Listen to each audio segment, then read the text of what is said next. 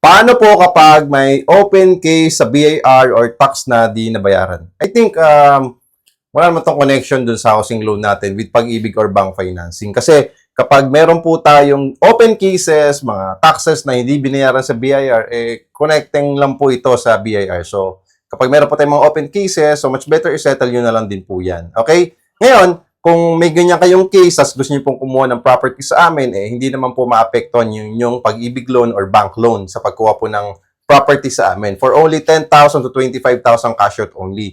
Pwede na po kayo makakakuha ng 2-bedroom unit na along the road, ready for occupancy at nakatayo na at pwede na kagad malipatan within 30 to 90 days. Yun po yung good news. Okay? So kung may open case po kayo sa BIR, tax na hindi binayaran, wala pong problema. Pero kung meron po tayo mga unpaid, unsettled na utang kay bangko at kay Pag-ibig, tendency na hindi po talaga tayo makapag-loan. Pero, okay, kung bank financing at meron kang mga unpaid credit cards, meron kang mga unpaid loans, no? Much better na puntahan nyo po yung mga bangko ninyo, okay, para ma-check nyo kung pwede pa rin ba kayo makapag property loan or housing loan sa kanila.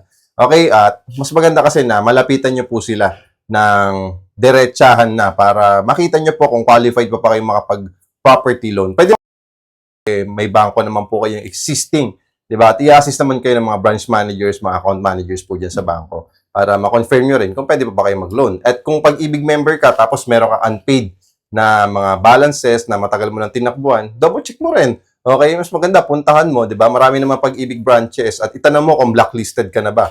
Tanong mo kung pwede ka pa bang makapag-housing loan. Okay? Nang sa ganun, ma-confirm mo rin. Kasi sayang din naman yung account mo. Account mo rin naman yan para meron ka ring update sa sarili mong Pag-ibig or bank accounts mo. Okay? Regarding sa mga property loan, sa pagkuha ng property, mas maganda na iniingatan talaga natin yung mga accounts natin at chinecheck po natin na mabuti. Okay? Maraming salamat, Sir LP. Okay? So maraming salamat po sa pag-comment nyo. Just follow me and message me po kung interested po kayo and huwag niyo po kalimutan mag-heart. Thank you!